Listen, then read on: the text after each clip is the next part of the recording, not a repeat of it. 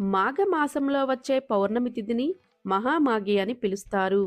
ఈ మాఘ పౌర్ణమి రోజున లలిత అమ్మవారు జన్మించారండి. ఈ మాఘ పౌర్ణమి చాలా శక్తివంతమైనదండి. అసలు ఈ మాఘమాసంలో ఉదయం పూట స్నానం చేస్తే చాలా మంచిది. ఈ మాఘ స్నానం వల్ల అందం, ఐశ్వర్యం, ఆరోగ్యం, ఆయుష్తో పాటు మంచితనం, ఉత్తమ గుణం కూడా లభిస్తాయండి. అలాగే ఈ మాఘ పౌర్ణమి రోజున లలిత అమ్మవారిని పూజించడం వల్ల అమ్మవారి అనుగ్రహం తప్పకుండా కలుగుతుంది. ఈ మాఘ పౌర్ణమి రోజున ఉదయం 7 గంటల లోపే నదులలోనూ స్నానం చేయాలి.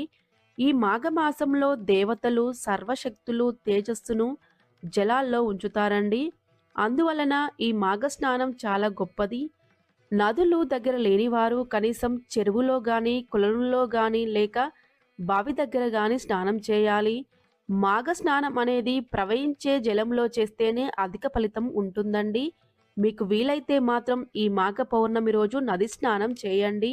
సముద్ర స్నానం చేస్తే నరఘోష, నరపీడ, దుష్టి దోషాలన్నీ తొలగిపోతాయి. స్నానం చేసిన తర్వాత సమస్త జీవరాశికి ఆధారమైన ప్రత్యక్ష దైవమైన సూర్య భగవానుడికి నమస్కారం చేసుకుని అర్ఘ్యం సమర్పించాలి. ఈరోజు శివకేశవులను లలిత అమ్మవారిని తప్పకుండా పూజించాలండి.